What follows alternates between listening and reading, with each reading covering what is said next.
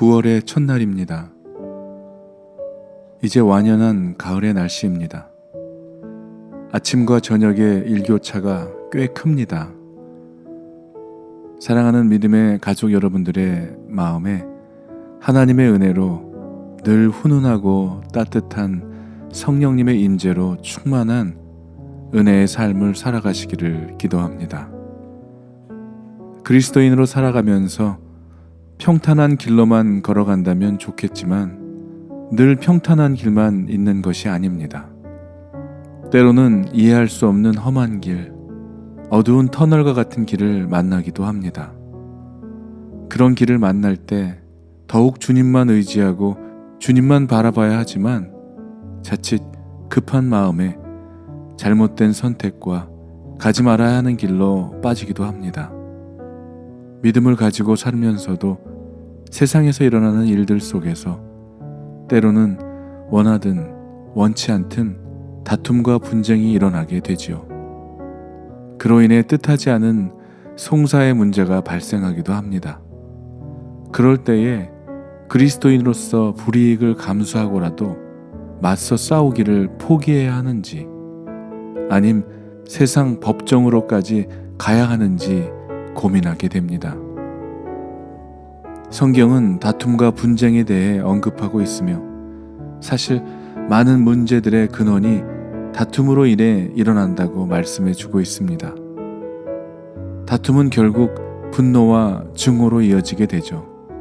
그것은 하나님의 역사를 방해할 뿐 아니라 많은 사람들을 갈라놓게 하고 무엇보다도 우리 안에 기쁨과 평강을 사라지게 합니다. 뿐만 아니라 관계된 많은 사람들에게 아픔과 고통을 안겨주게 되죠. 분쟁하면서 기뻐할 사람은 아무도 없을 것입니다. 다툼이 우리를 평화롭게 합니까? 절대 그렇지 않습니다. 그런데 교회 안의 분쟁은 때로는 정말 사소한 비본질적인 것에서 비롯될 때가 많습니다. 피아노를 강대상 오른쪽에 놓아야 한다는 주장과 왼쪽에 두어야 한다는 의견의 대립으로 인한 교회의 분쟁으로 인해 결국 갈라서게 된 교회의 장로님들이 10년이 지난 어느 날 마트에서 우연히 만나 오랜만에 인사를 나눕니다. 그러다가 불쑥 이야기를 하죠. 근데 우리가 그때 왜 그렇게 싸웠지?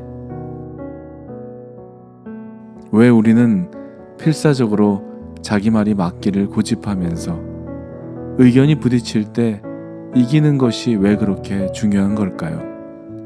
세상에서 인정받지 못한 삶에 대한 자존감을 세우기 위해 교회 안에서는 자신의 주장이 옳다고 논쟁을 벌이고 옳다는 것을 증명하기 위해 극단적인 말과 행동을 서슴지 않으며 어떻게든 상대방을 납득시키려고 하는 모습들을 보게 됩니다. 그러다 결국 교회 안에서의 사랑과 진리의 법에서 해결하지 못하고 세상 법정에 고소하게 되는 경우에 다다르게 되는 것입니다. 그뿐 아니라 사소한 문제에서부터 교회 안의 재정 비리와 성적인 스캔들에 관련된 문제들은 날이 갈수록 심각해지고 결국 교회 안에서 해결되지 못하고 세상 법정으로 문제를 가지고 가는 일들이 해마다 줄지 않고 일어나고 있는 게 현실입니다. 오늘은 고린도전서 6장을 묵상하면서 그때나 지금이나 사람들이 살아가는 곳에 비슷한 문제들이 일어나고 있음을 보게 됩니다. 고린도 교회 안에서 일어나고 있는 심각한 문제를 두 단어로 요약한다면 분쟁과 음행이었습니다. 그리고 더 심각한 문제는 믿음의 형제들끼리 이 문제를 교회 안에서 해결하지 못하고 세상 법정에 소송을 하는 것에 대해 지적하고 있는 것입니다. 당시 로마법에 의하면 유대인들은 자기들의 분쟁을 중재인을 두고 자기들끼리 문제를 해결하도록 허락했다고 합니다. 자기들 스스로 해결하든지 아니면 회당 법정 안에서 해결했습니다. 그리고 자기들의 문제를 세상 법정에 가지고 가는 것을 거부했죠. 그 이유는 자기들의 문제를 해결함에 있어서 하나님의 성경적인 원리들로 하나님과 성도들 앞에서 문제를 해결하지 못하고 오히려 예수님을 믿지 않는 불신자들에게 가지고 간다는 것은 그들의 무능함을 나타내는 것으로 여겼기 때문입니다. 그래서 바울은 고린도 교회에서 어떻게 그럴 수 있느냐며 충격과 비통함으로 전하고 있는 것이죠. 하나님의 은혜의 법으로 해결하지 못하고 세상 법정에 소송하여 문제를 해결하고자 하는 것은 부끄러운 일인 줄 알라고 전하고 있는 것입니다.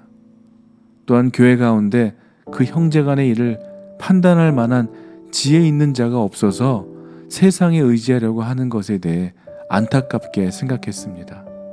오히려 교회가 세상 사람들에게 선한 영향력을 끼치고 하나님의 지혜로 하나님의 선하심과 인자하심을 전하고 나타내야 하는 사람들임에도 불구하고 오히려 세상의 도움을 구하고 있기 때문입니다. 바울은 서로 소송을 제기하는 것부터가 이미 패배한 것이다 라고 말합니다. 왜 차라리 불의를 당해주지 못합니까? 왜 차라리 서로 속아주지 못합니까? 하나님을 믿는 성도들끼리 불의를 당해주는 것이 낫고 차라리 속아주는 것이 낫지 않느냐는 것입니다. 그로 인한 어떠한 수치나 모욕을 당함도 사람에게 대항하지 말고 온전히 하나님께 맡기는 것이 가장 지혜로운 것이라는 것입니다. 바울은 하나님의 나라를 상속받지 못하는 불의한 사람들에 대해서 또 열거하고 있습니다.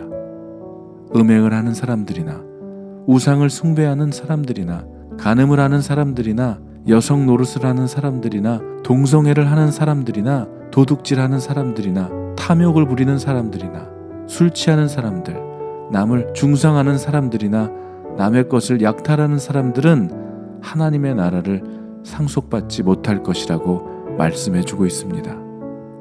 어떠한 문제와 어려움 앞에 언제나 우리의 재판장이 되시는 예수님을 바라보고 예수님의 말씀으로 돌아가 예수님의 본을 받는 삶을 사는 자가 지혜로운 자이며 하나님의 나라의 상속자가 될 것입니다. 예수님은 어땠습니까?